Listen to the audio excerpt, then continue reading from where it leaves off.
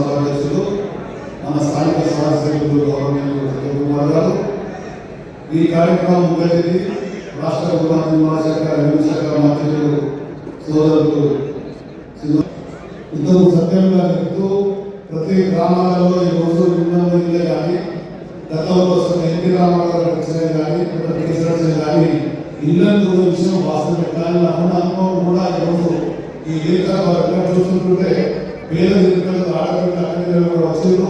అందరికీ కూడా విషయం అర్థం కావాలని చెప్పిన రోజు మంత్రి గారితో ఎమ్మెల్యే గారితో దుఃఖపై గవర్నమెంట్ చూసినా కనుక ఇదే జగిత్యాల ప్రధాన రహదారి కింద ఆ చిన్నకాల పక్కన 79 నేను ఆయన ఉన్నటువంటి కాంగ్రెస్ ప్రభుత్వంలో సురేంద్రరావు ఎమ్మెల్యే ఉన్నప్పుడు హౌసింగ్ ఫెడరేషన్ జరుగుతుంది.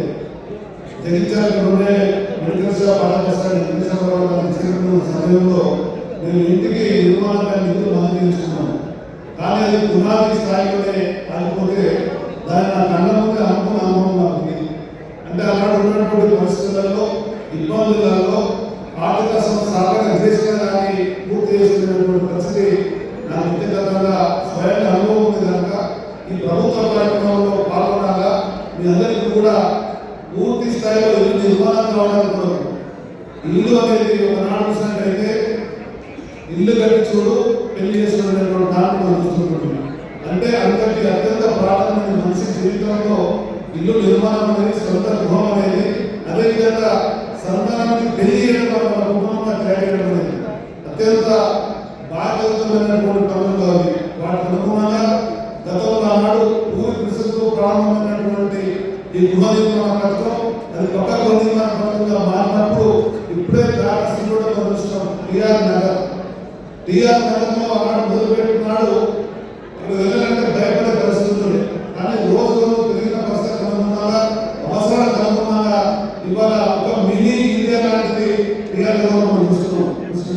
అంటే అందరికీ ప్రాముఖ్యత పెరిగిన అనుగుణంగా పెళ్లి డబుల్ బెడ్రూమ్ సంబంధించింది. ఒకనాడు తెలంగాణ ఆంధ్రప్రదేశ్లో కొత్త సత్యనారాయణ గారు మినిస్టర్ సమయంలో నిర్మాణ శాఖ మంత్రి ఉన్నప్పుడు పెద్ద జీవన్ గారు మంత్రిగా ఉన్నప్పుడు ఆనాడు మనం చూసిన దాదాపు 45,000 ఇళ్ల స్థలాలను పట్టాలు ఇప్పించింది. రాజకీయంలో చూసినాక అంత దూరం ఉండేటువంటి స్థలాల్లో ఇల్లు కట్టుకోలేదని చెప్పినటువంటి జరిగింది.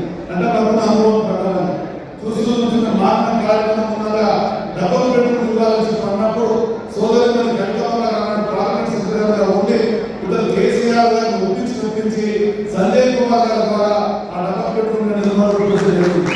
అంటే మనిషి జీవితంలో మానవ జీవితంలో అత్యంత ప్రాధాన్యమైనది నేను నమ్మేటువంటిది సొంత గృహం అనేది. మనం చూసినాం, నిర్మాణం జరిగింది. నేను కూడా విన్నాను. మా సోదరులు ఎమ్మెల్యే గారు ఇక్కడ సమస్యలు ఉన్నాయని చెప్పడానికి ఒకటే మాట ఎదురున్నా. ఇది నూతనంగా వచ్చినప్పుడు గృహ నిర్మాణ పథకం, ఇది ఆశామాసి కానీ పూర్తి బాధ్యత కూడా ప్రభుత్వంలో ఉంది. ప్రభుత్వం అనేది అది శాశ్వతంగా ఉండేది.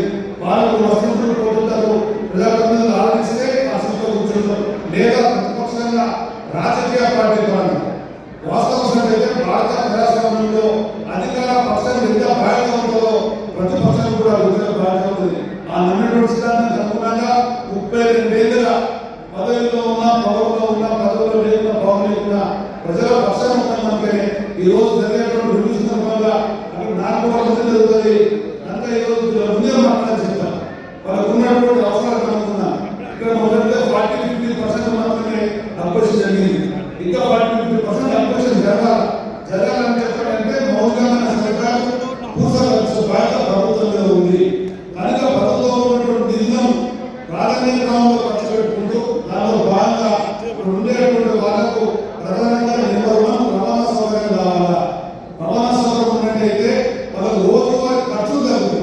వాళ్ళకి ఆదాయం మొత్తంలో మాత్రం ఉన్నటువంటి కుటుంబాలకు వెలుగాలని చెప్పడం మాత్రం సమయానుకూలంగా రవాణా సౌకర్యం కావాలా.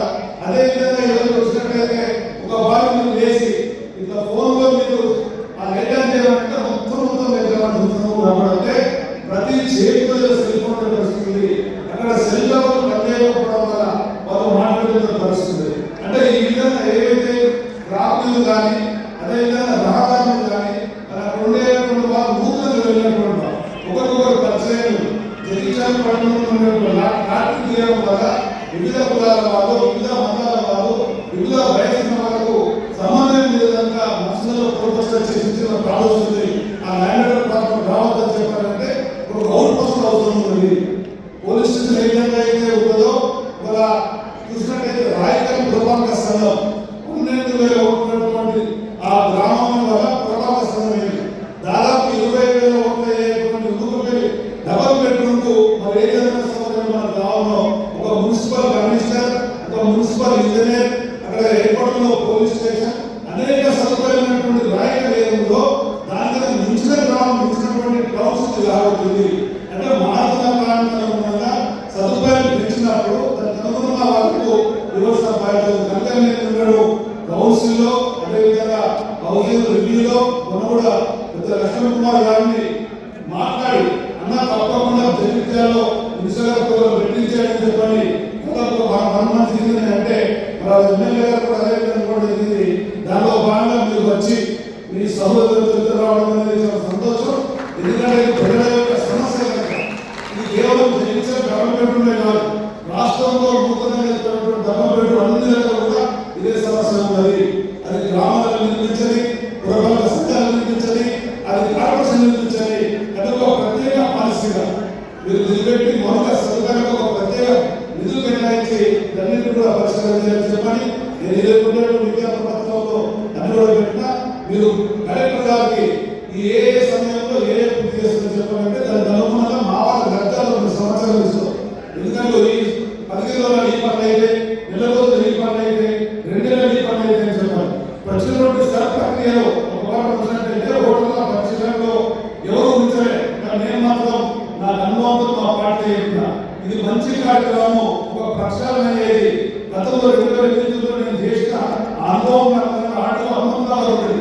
అదే ప్రక్రియ రాష్ట్రంగా జరిగితే ఉండేటువంటి డబల్ బెడ్రూమ్ ఏ కోర్టు నామోదా పరిస్థితి ఎందుకంటే నివాసులు ఉంటే కనుక ఇది కావడం లేదు. అక్కడ నివాసులు కనుక పురపాలక సంఘానికి బ్లాక్ పేజ్ నెంబర్ ఇస్తారా? ఎందుకంటే నువ్వు అడిగారు కమిషనర్ ఒకవేళ మీరు నెంబర్ ఇచ్చినట్టయితే ఆ నెంబర్ కూడా అందుకునే అవకాశం ఉంటుంది. అంటే గవర్నమెంట్ అడగడం లేదు కనుక ఎంత చెప్పినప్పుడు మినిస్టర్ గారు ముందు పెట్టి వాళ్ళకు బ్లాక్ పేజ్ నెంబర్ ఇచ్చి వాళ్ళు తిరిగి అనుకోకుండా బాగా ఉండే విధంగా అక్కడ ఒక పోలీస్ స్టేషన్ ఇచ్చినట్టు ఓటర్ కూడా నామోదైతే అది వాస్తవంగా లక్ష్యం అయితే కనుక ఇవన్నింటినీ కూడా ప్రత్యేకంగా జగిత్యాల రాష్ట్రంలో ఉండే అన్ని డబల్ బెడ్రూమ్ వాళ్ళ సదుపాయాలు పెంచుకుంటూ నివాస యోజన తయారు చేసి అన్ని సదుపాయాలు కూడా చర్యలు చేపట్టాలని చెప్పాలి. మీరు రావడం చాలా సంతోషం. మేము ప్రజల పక్షాలు ఉన్నాం కనుక ఇది ఇందిరా కార్యక్రమంలో డబుల్ బెడ్రూమ్ కార్యక్రమం అనే దాంట్లో 3 ఏళ్లలో ప్రభుత్వం ఉన్నటువంటి కార్యక్రమానికి మీరు మాకు ఇచ్చినటువంటి మాట వచ్చినందుకు ఆ గౌరవంతో పార్టిసిపేట్ అయినాం.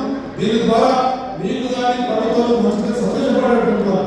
వాళ్ళ కోసం వస్తుంటూ పోతుంటాం చేసేటువంటి పని కష్టాలు నిలిపోతుంది కనుక అది నిర్ణయించాలని